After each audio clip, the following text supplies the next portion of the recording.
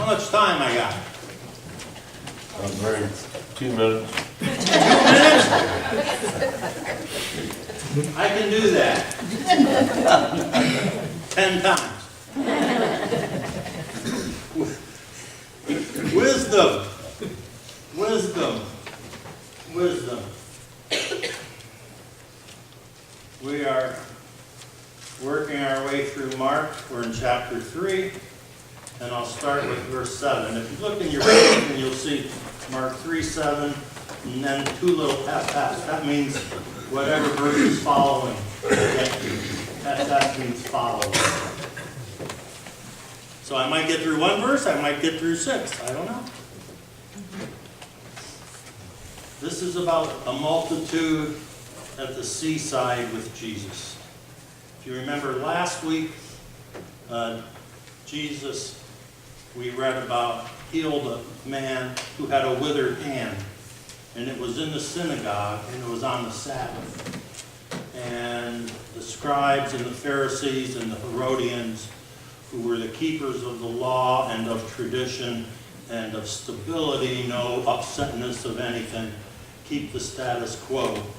They did not like what Jesus was doing because he was breaking the laws and gathering people around him who liked his new style and kind of the rebel that he was.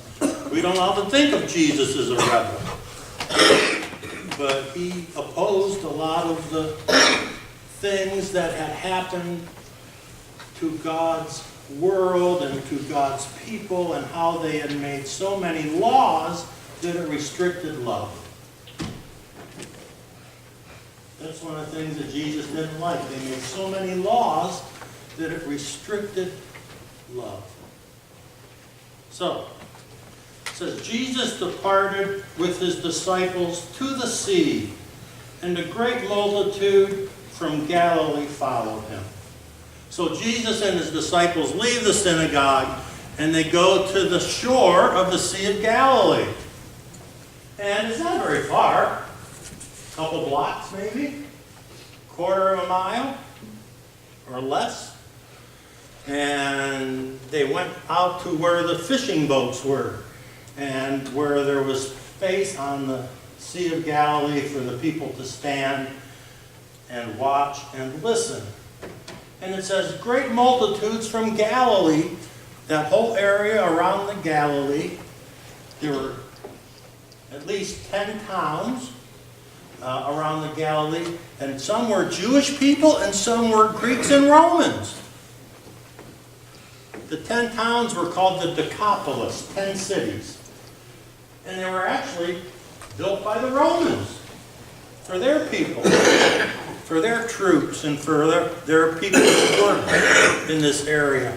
So you have these 10 cities, Jewish and Greek and Roman people, coming to Jesus, which is so interesting because Jesus broke down the barriers, not just about what you could do on the Sabbath, but what barriers there were that separated people. The Jewish people weren't supposed to mingle or come anywhere near a Gentile, a non-Jew. You went way over here if a Gentile, a non-Jew was coming at you. Jesus brought everybody together, amen? He didn't restrict anybody. It's one of the great things about the church. The church was the first institution, organization, body in the whole world that took anybody in. You could be a king, you could be a slave. You could be black, you could be white, you could be Asian, you could be Indian. People in the early days of the church found that the church was where everybody was accepted. Rich, poor, most other places in society were very restricted.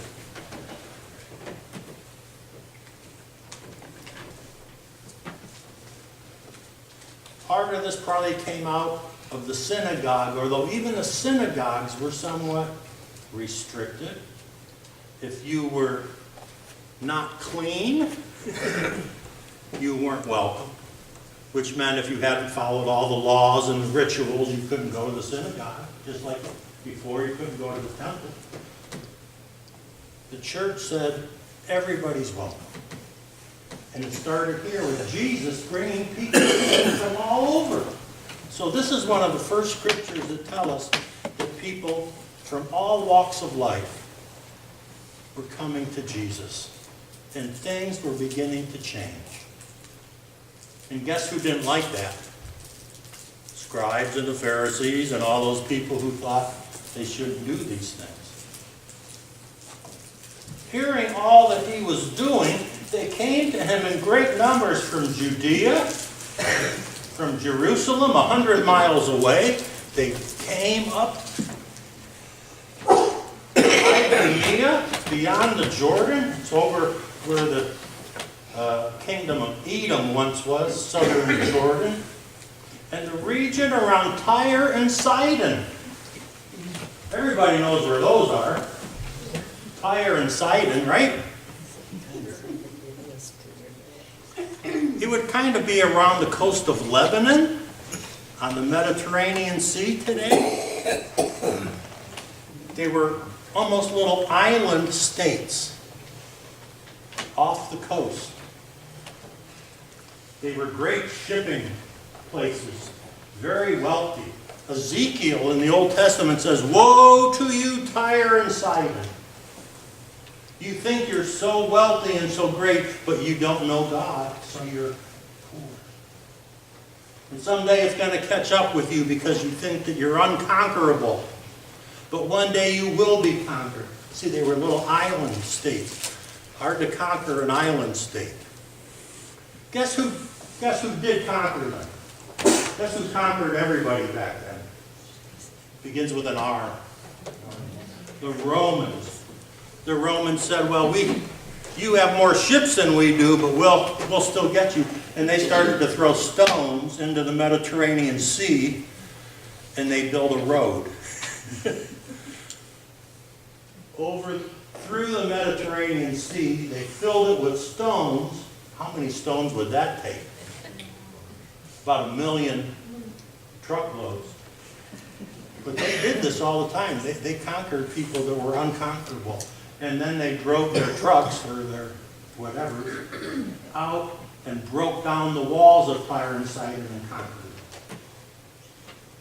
Amazing. But they came to Jesus from Tyre and Sidon. Now some of these were Jewish people and some were Greeks and Romans. So here again, out of Israel's territory, Tyre and Sidon, people are coming to Jesus. Why did they come to him? Remember last week I said I want to have dialogue, right? Not just me talking. Why did they come to Jesus? Did he sing well or something? Hey, let's go see Jesus sing. What did he do for them?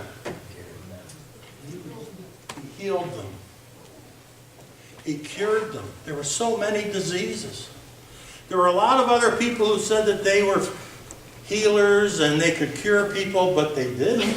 But Jesus just had to look at you. In fact, if he just touched you, you were healed. If he looked at you intently, you could be healed. In fact, if you touched him, you were healed. So these crowds are coming. You can almost see them flowing in. And they follow him to the seaside. And they say, "Well, I don't know if he can touch each of us, but we'll all try to touch him." So you have a large group of people pushing Jesus farther and farther, almost into the water.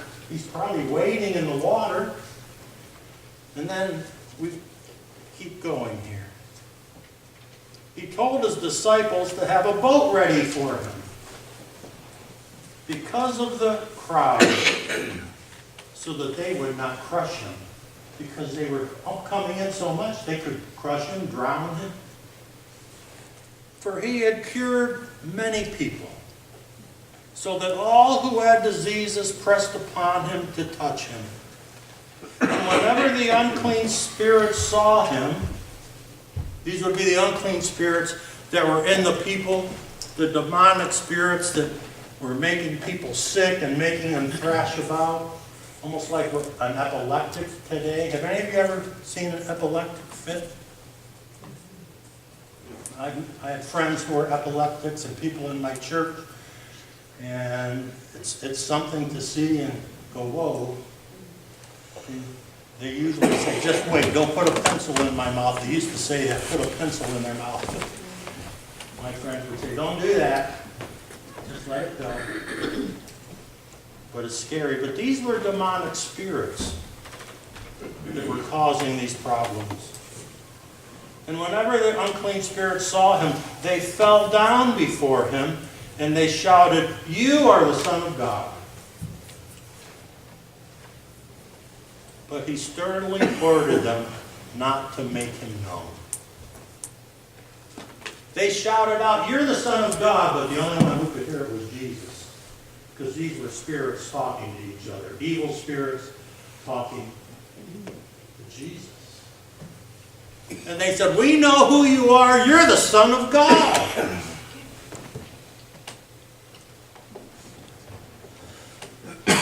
Only you could drive us out. Only you could get rid of us. Only you have the power. Because see, it's a spiritual warfare. God versus Satan. And God's power is more powerful. I think there's spiritual battles going on all the time. In our own lives, in our country. I think it's a spiritual problem we have in our country today. People don't know God. People don't love God.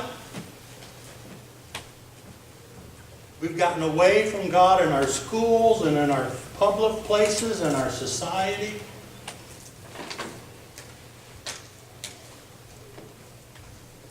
New York State just made a law that you can kill a baby even after it's born. Abortion's bad enough. But some states have come out and said you can kill a baby up to the minute before its birth. And New York State said no, even after it's born. Evil. If you don't think that's evil, got another thing coming, amen? This is awful. It's murder. It's murder. There are more people killed from abortion than all the other things combined in our country. All the other diseases. Maybe we don't see it that much, but in big cities and places, it's a form of birth control. What?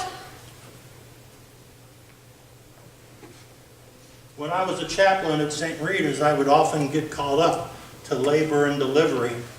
And sometimes it would be just a baby that was 4 months old, and it was being delivered and was dying. Some were still alive, translucent. You could see through them. Anybody ever work labor and delivery? You could see the heart, and it was beating. And then it died in your hands. But I would baptize them if it was alive. And if it was dead, we would pray over it. That was the system at St. Rita's. You don't baptize a dead one. But if the heart was beating, but everything was there. And I think everything there is from conception. Everything that's part of that baby. It's a hard thing. And I know sometimes there are reasons, perhaps, why people do it that are to help save a life or do something. But we've gotten so far out of control with this that now it's just kill the baby even if it's a couple days old. We don't honor life anymore. How did I get off on that?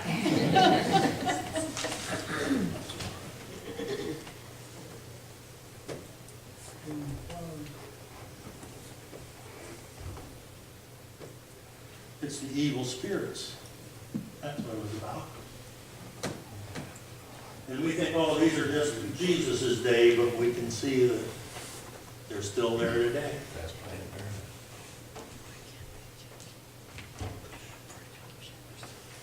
Jesus said, don't tell anybody. I mean, they're shouting it out, but only he can hear. But he says, don't make this known in any other way, that I'm the Son of God. Why would Jesus want it to be known? You think he'd want everybody to know. Isn't it interesting that in the scriptures, it's the demons and everybody know who Jesus is, but sometimes his own disciples don't get it. But the evil demons all do, because they know he's powerful. And he's the Son of God. And sometimes his own disciples go, I don't know, he's a little crazy.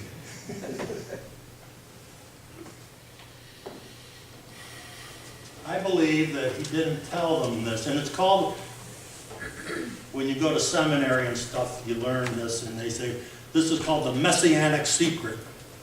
Because over and over in all the Gospels, Jesus says, don't tell anybody who I am. Even if he heals somebody, don't tell anybody.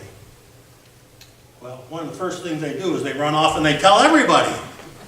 So maybe it's psychology, reverse psychology. Don't tell anybody.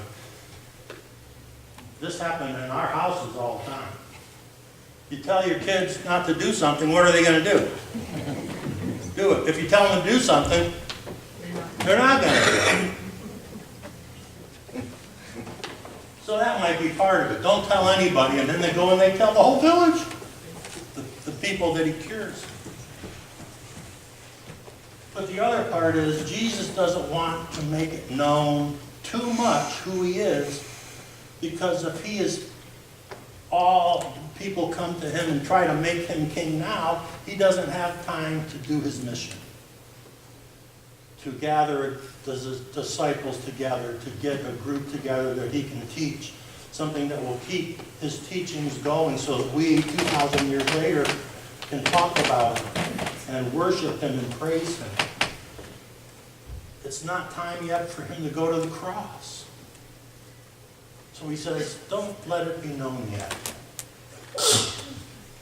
When the Pharisees grab Jesus in the Garden of Gethsemane and they take him for a trial, they say, are you the Son of God?